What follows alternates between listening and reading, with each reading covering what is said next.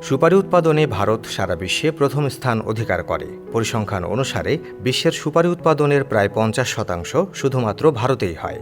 একবার চাষ শুরু করলে আপনি প্রায় 70 বছর ধরে একটানা লাভ করতে পারবেন। সুপারি যে কোনো ধরনের মাটিতেই চাষ করা হয়। দেশের মধ্যে সবচেয়ে বেশি সুপারি চাষ হয় কর্ণাটকে। এই ভিডিওতে আমরা শিখব সুপারি তৈরির সম্পূর্ণ প্রক্রিয়া কী এবং কিভাবে।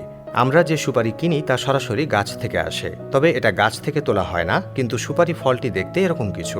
সুপারি ফল ভেঙে সুপারি বের করা হয়। নারিকেল গাছের মতো সুপারি গাছও অনেক লম্বা। ভারতে আন্দামান নিকোবর, কর্ণাটক, মিজোরাম, কেরালা, মেঘালয় এবং মহারাষ্ট্রের মতো শহরগুলির ঠান্ডা অঞ্চলে সুপারি চাষ করা হয়। ডিসেম্বর থেকে ফেব্রুয়ারির মধ্যে এই গাছগুলোতে ফল আসতে শুরু করে। এদের ফল দেখতে খেজুরের মতো, তাদের ফল থোকায় থোকায় আসে।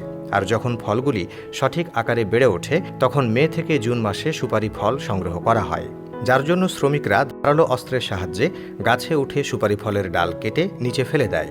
এই কাজটি এতটাই ঝুঁকিপূর্ণ যে এত উচ্চতায় ওঠার পরে পা পিছলে গেলে তাদের প্রাণও হারাতে হতে পারে।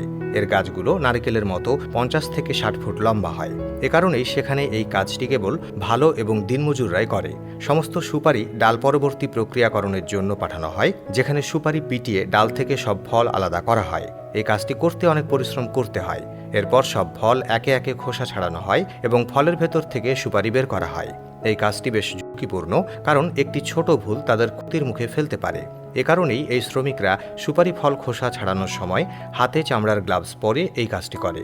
তাদের হাত কাটা হয়নি। এখানে শতাধিক শ্রমিক কাজ করে। কথিত আছে যে তার পূর্বপুরুষরাও একই কাজ করে আসছেন, এমনকি তাদের সন্তানেরাও খুব দ্রুত এই কাজটি করতে পারে। কিন্তু এখন এই ফল থেকে আহরিত সুপারি তেতো স্বাদের। অতএব এই সুপারিদের তিক্ততা দূর করার জন্য সমস্ত সুপারিকে একটি বড় চুল্লিতে খেজুর জলে সিদ্ধ করা হয়। এতে সুপারির তেতো স্বাদ মিষ্টি হয়ে যায় এবং সুপারি খয়েরিতে সেদ্ধ হওয়ার কারণে সুপারির রং গাঢ় লাল হয়ে যায়।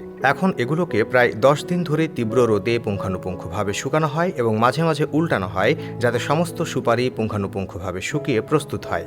এখন সমস্ত সুপারি শুকিয়ে যাওয়ার পর কিছু মহিলা কর্মী খারাপ সুপারিগুলো তাদের থেকে আলাদা করে এবং এখন এই প্রস্তুতকৃত সুপারিগুলো গুটকা তৈরির কারখানায় পাঠানো হয় এবং যেখানে সেগুলোকে ছোট ছোট টুকরো করে ভাগ করা হয় এবং সেগুলো থেকে গুটকা তৈরি করা হয়।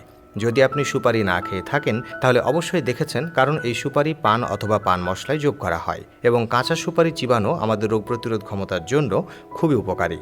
প্রতিদিন সুপারি খেলে পেটের সমস্যা থেকে মুক্তি পাওয়া যায়। যদি আপনার কোষ্ঠকাঠিন্যের সমস্যা থাকে তাহলে সুপারি খাওয়া উচিত। প্রতিদিন 1 বা 2 টুকরো সুপারি চিবিয়ে খেলে হজম ব্যবস্থা শক্তিশালী হয়। এটি শরীর থেকে বিষাক্ত পদার্থ দূর করতে সাহায্য করে এবং কোষ্ঠকাঠিন্য থেকেও মুক্তি দেয়। কিন্তু হয়তো আপনি জানেন না কিভাবে এই সুপারি তৈরি হয়। একটি গাছ থেকে প্রায় 2 থেকে 3 কেজি সুপারি পাওয়া যায়।